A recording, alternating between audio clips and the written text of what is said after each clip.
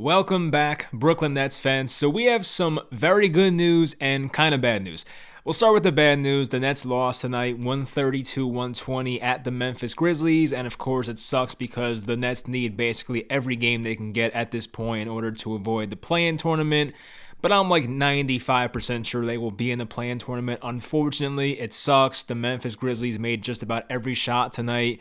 There were some possessions the Nets played no defense and paid for it, and some possessions the Nets played good defense, but Memphis made tough shots and got, second chance opportunities, lucky bounces, all that crap. It was just not the Nets' night.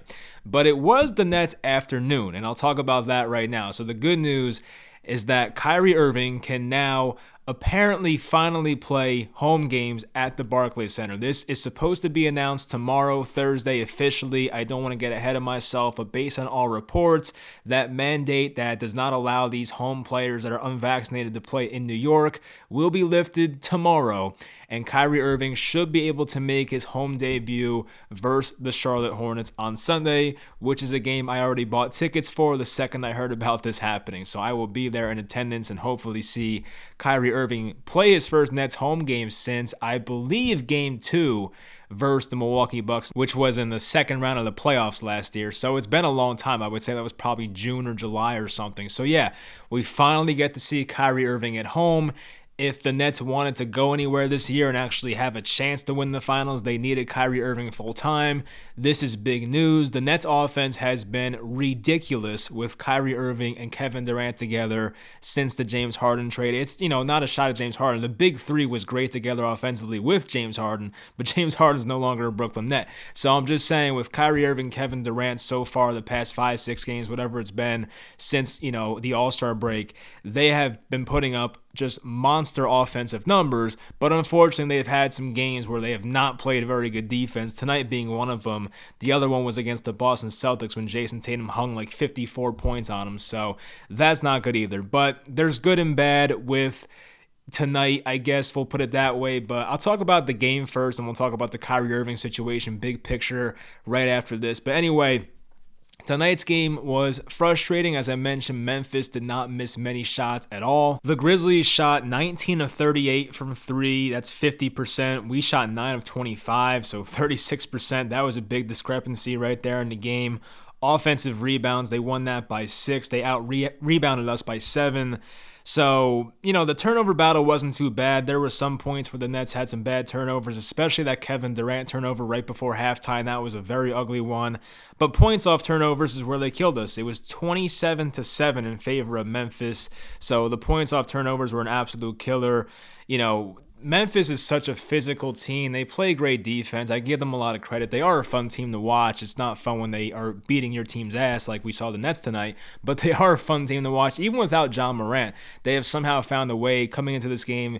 They were 14-2 without John Morant, now 15-2. So it's been very impressive. They found a way with, Dylan Brooks and Desmond Bane and Steven Adams to just find a way to keep winning these games despite having their best player out, which is not easy to do. We know that as Brooklyn Nets fans, when Kevin Durant was out, this team had a very tough time winning. But it was really the Desmond Bane and DeAnthony Melton show from three-point range. They went 6 of 10 each from downtown. It just felt like every time they released a three-pointer, whether there was a hand in their face or not, it was going in. So it was just one of those nights. Even Jaren Jackson had a couple threes. It was like, it's just one of those nights, There were some possessions the Nets played horrid defense, and it was definitely on the players and on coaching. But there were also some points where they played really good defense. There was a time where Brandon Clark, this was at the end of the game when the game was pretty much over, but Brandon Clark made like this crazy contested jump shot over Kevin Durant's outstretched arm. And that's when I kind of threw my hands up and said, all right, it's just their night, and what are you going to do about it? But there were also some points where there were defensive breakdowns and bad rotations, and there was a play where Tyus Jones got left open in the corner for 3. Dylan Brooks and Desmond Bane were just left open on screens. Like, you would think after the 3rd, 4th, 5th three-pointer they would make that maybe you would go over the screens and actually contest their shots and not let them get open looks off a screen. So it's just, partly coaching, partly the players, and then part of it is just Memphis making tough shots. It was just one of those frustrating nights, and I talked about this in that Celtics game when we lost to Jason Tatum scoring 54 points. and the Nets could not defend against the pick and roll, and we saw more of that tonight. I know Steven Adams is one of the best screeners in the NBA. He's tough to get around, but at the same time, the Nets had to have a better plan coming into this game. It was unacceptable the way they played, and they had a couple days to prepare for this game, and they just did not look prepared at all defensively. So that's the disappointing part. We saw Steven Adams get a couple offensive rebounds, tip the ball back out, and create second chance opportunities, and that doesn't surprise me, but at the same time, I was hoping that Andre Drummond was going to be able to mitigate some of that, because you put Drummond versus Steven Adams, you're like, okay, hopefully Drummond can kind of cancel out what Steven Adams does. But Steven Adams definitely got after it in the first quarter especially, and just, took control of this game over Drummond. And, Drummond was on his first game back from his, COVID shot. He did not have a good reaction to it. He missed the game against the Jazz on, what was that, Sunday? I think it was Monday. But anyway, it was his first game back from that, so okay. But, Drummond did not really have a great game. He had a good third quarter like the Nets did in general. I mean, the Nets had a tremendous third quarter. They were down 14 at halftime, and things were not looking good. I was not feeling good about this game. The Nets come out in the third quarter, just look amazing. They outscored Memphis 42-27 in the third quarter. I believe they had a 1-point lead after 3, and I'm thinking, all right, we're in a good spot. We finally figured things out. Maybe Steve Nash made some type of adjustment at halftime, but once the fourth quarter started, it was just like Kevin Durant was on the bench, I believe, and you had Memphis make some tough shots, and the Nets just never got anything going offensively in the fourth quarter. They scored 16 points in the fourth quarter. It was bad. There were some open looks, I would say, for Kevin Durant. He missed some shots he usually does not miss, but there were times Kevin Durant got stripped by Jaren Jackson when he was about to go up for a shot. Kyrie made some tough shots in the fourth quarter early. Kyrie, by the way, happy birthday, but he had 43 points on his birthdays, but that's, pretty cool, of course. He had a very efficient game in this one, but unfortunately it's in a loss. But just certain guys that we needed to step up tonight did not step up. Patty Mills played 25 minutes and scored 0 points. I mean, you can't have those things. James Johnson played 11 minutes and had 0 points. You cannot have that. Cam Thomas, 17 minutes, 4 points. You don't want to see that, of course. Kessler Edwards played 20 minutes, scored 3. The 3 hit was a pretty big 3 to start the third quarter, but it's only 3 points in 20 minutes. You needed scoring to come elsewhere. Yes, Kevin Durant and Kyrie Irving had 43 and 35. That's your main offense right there, but somebody else had to step up tonight, and it just did not happen. Bruce Brown had 13, Drummond had 15, but a guy like Patty Mills has to step up in a game like this when Seth Curry's out. Of course, Joe Harris is done for the year. Patty Mills has to be better, and I feel bad saying that, because Patty Mills was carrying this team in a way in the first half of the year and was doing a lot more than we expected him to do. There was a time when it was just James Harden and Patty Mills was doing a great job. But now it seems like Patty Mills has just hit this wall, and he's just not the same player. He was, once again, not having a great game defensively. I believe he had a couple turnovers. I mean, he just does not look good right now. He has to make his shots. He had one shot right in front of the top of the key where, most times he's going to make the shot and he missed it. And I'm like, oh, we need that shot, Patty. I think it was it would have put them up 110, 105. So it would have been a nice momentum shift. But, he just did not play well overall in this game. Patty was 0 for 4 from the floor, 0 for 3 from 3. James Johnson was 0 for 3 from the floor. He got a shot blocked. He missed a 3-pointer, which was a bad miss, I remember. Yeah, he definitely did not hit the rim on that one. But yeah, those two guys, I mean, if you get a better performance out of those guys, this could have been a different outcome. I'm not saying they would have won the game, but if they got a decent Patty Mills game and a decent James Johnson game, we're looking at a game coming down to the final possession. But when those guys play like they are unplayable NBA players, that's when you're like, okay, we're not going to have a shot to win tonight. So, Kevin Durant, for the most part, did all he could. I want to see his turnovers. I feel like KD had a couple bad turnovers once again, but I know Kyrie played very well. Kyrie had 3 turnovers. KD had 5. So, okay, you don't want to see 5 turnovers, of course, but KD shooting-wise was 12 of 28. Of course, that could be better, but 10 of 10 from the line. Kyrie was 7 of 7 from the line. Kyrie was 15 of 27 overall, which is not that bad. It's actually pretty good. So, those guys put up great numbers offensively, put up a lot of points, but you're just not getting enough contributions from guys. Goran Dragic was out tonight. I think it's Dragic. I'm always saying his name wrong. I always go Dragic, but I think it's Dragic. I'll try to, get that pronunciation down as the season goes on here. And you were also missing Seth Curry, who was definitely, and I guess there is some good news about Seth Curry. When he got hurt in that last game versus Utah, It was the same ankle he hurt previously, and I'm thinking like, oh God, he's out for at least a couple weeks. But the fact that he was like, not a game time decision, but at least like he made the trip, I believe. Actually, yeah, he was there on the bench. So he made the trip, and like it seemed like they were actually considering playing him tonight. I'm hoping that Seth Curry's not out for a long time. And I do believe I saw a tweet from someone who's verified who covers the Nets that said Seth Curry's ankle injury is not the same injury as he was dealing with before. So that's the good thing. So hopefully Seth Curry's back in the next couple of games. That would be great because Patty Mills is just not able to be relied on right now. I think we know that. He's been really bad since the All-Star break, a bit before that. And it's weird because, since James Harden left, Bruce Brown's been like elevating his game like crazy. But then since James Harden's left, it's also been Patty Mills has been a lot worse. And I think Patty Mills has had this before in San Antonio where he'll start off a season very well, but towards the end of the year, he'll kind of tail off when he plays too many minutes. And, there's definitely a chance Patty Mills hit a wall and definitely got burned out because he played a lot more minutes than he ever expected to. We've talked about this before, how when Patty Mills signed here, we were supposed to have a healthy KYRIE who played every game and supposed to have a healthy Joe Harris. That never worked out. So Patty Mills was asked to play so many more minutes than I think he anticipated when he signed up here. Even Nick Claxton did not have a great game. He had some moments in this one, but for the most part, Nick Claxton was kind of a non-factor. Even defensively was not that great, I don't think. So, it's just other than KYRIE and KD for the most part, guys did not step up. I think Bruce Brown and Drummond had average games, but everybody else kind of sucked. So you don't want to see that. But yeah, it's a tough night. It's just a tough night where Memphis makes pretty much all their shots and you kind of tip your cap and you got to go on with the season now. I think they're at Miami on Saturday. Then they play Charlotte, which is a big game at home on Sunday. So they got to get these wins at some point here. I think there's 9 games left, and they're still in that 8 seed, which is not a terrible spot to be in now. But now that KYRIE can play home games, you do want to get the 7 seed. That would be ideal. So the 8 seed's not terrible. They might play at Toronto, which I'm pretty sure KYRIE can play at. I don't know if that's entirely 100% true because there are rumors going around that if you test negative before the game or something like that, KYRIE might be able to play in Toronto. I don't know.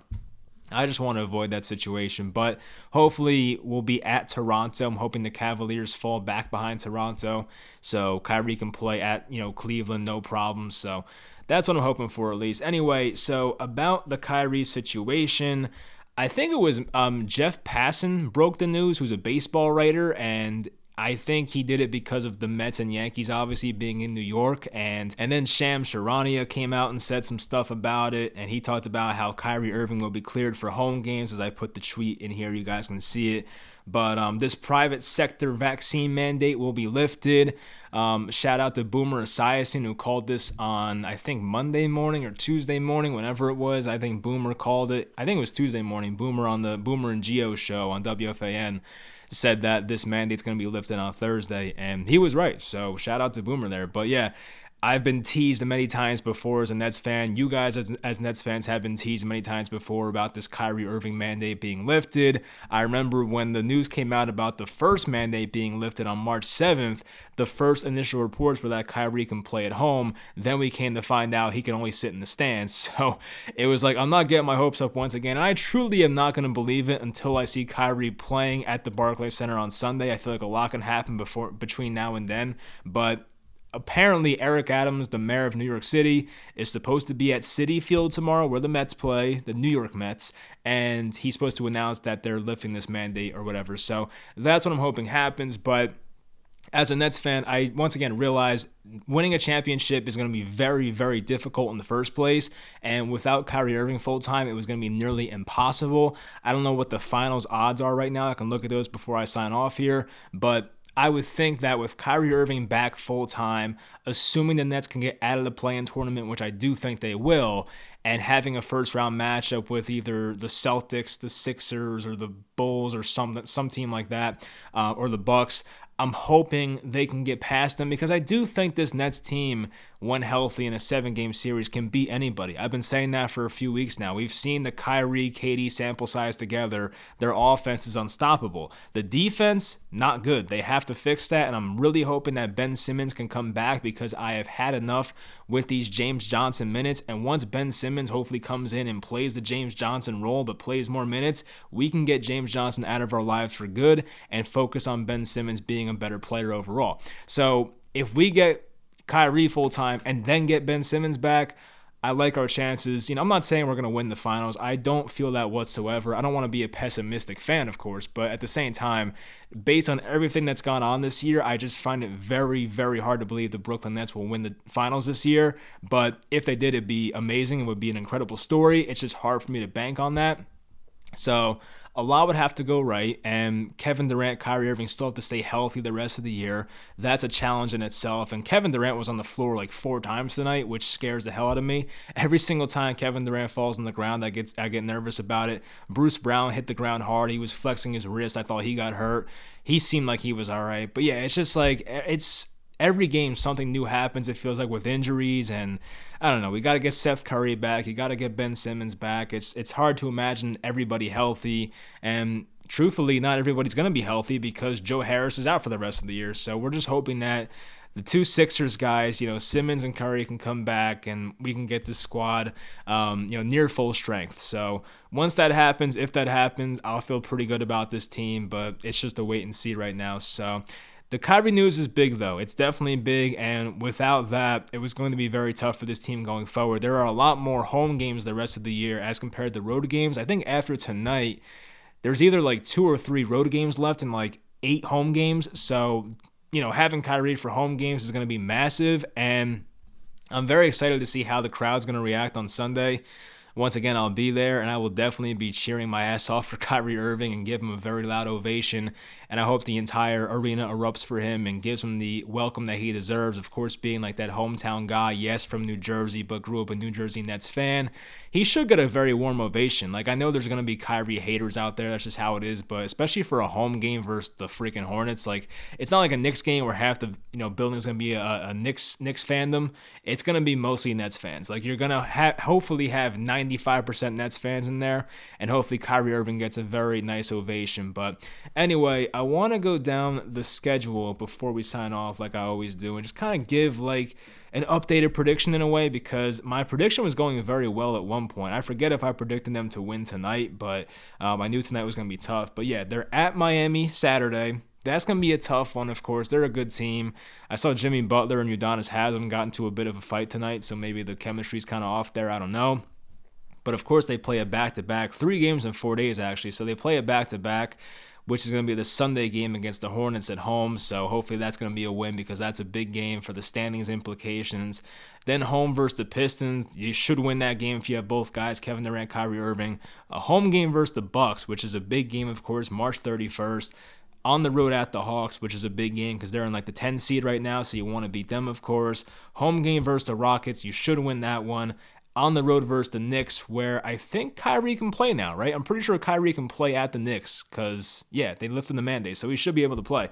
And then you have 2 home games to close out the year, Cavaliers and Pacers, which is they're looking for Ben Simmons to return during that Cavaliers game, the second to last game of the regular season. We'll find out if that happens. I'm not getting my hopes up. I mean, if I had to guess right now, I still lean that Ben Simmons does not play this year, but I just hope I'm wrong. That's pretty much it. I mean, it's pretty much a toss-up. I have no idea at this point, but I just feel like every time a Ben Simmons update comes out, it's not very good. Apparently, he was feeling a bit better after that epidural shot thing, whatever, injection. So I'm hoping that's going to work out for him, but you just never know. I'm kind of going the rest of the year only thinking it's Kevin Durant, Kyrie Irving in terms of like stars. And if we get Ben Simmons, then that's great. But I just can't sit here and expect that to happen. So anyway, the schedule going forward is not crazy difficult. And I'm hoping that after this Heat game on Saturday, I think they can win that game, by the way. I shouldn't even say that. I think starting now, they should, like, there's how many games left? There are 9 games left. They could easily win 7 out of 9. Like, looking at the schedule, the Heat game's a tough one, of course. The Bucks game's a tough one. But, like, even Cleveland, I guess. But, like, outside of that, like, they should win these games. Like, they should win more games than not for sure down the stretch. And, looking at the standings, I don't know how much more they can climb in the standings. I just don't think the 6th seed is viable right now. I talked about that a few videos ago, how I just don't think it's going to happen. But looking at it now, 38 and 35, you're 3.5 or 2.5 out of the 7th seed. You're 3.5 out of the 6th seed. It's going to be tough. I just don't see it happening right now, unfortunately. But if they stay in the 8th spot and hopefully face Cleveland in the playing game, not Toronto, to avoid their rules with Canada and the vaccine stuff, hopefully the Nets can get out of that first round easily and get themselves that 7 seed. So right now, the 7 seed would play the 2 seed. That would be the Bucks. I mean, of course, a Nets-Bucks rematch would be kind of fun, I guess, but I do fear that team because they broke my heart last year. But yeah, I mean, anyway, we'll see what happens the rest of the way. But yeah, tonight was good and bad. It was kind of awkward because you're like, oh my God, Kyrie's back full time. Then they, get their, not asses handed to them, but like they just had a rough night defensively against the Memphis Grizzlies, who once again are a very good team, even without John Morant. So anyway, that's going to do it for the video. I don't know when the next time I'll talk to you guys is. Maybe after that Sunday. It's going to be late. I'm going to get home late, have work now. I don't know. I'll talk to you guys soon, though. Some type of Nets update will be out there eventually. I'll talk to you guys whenever. Hope you guys enjoyed the video, podcast, and I'll talk to you guys next time.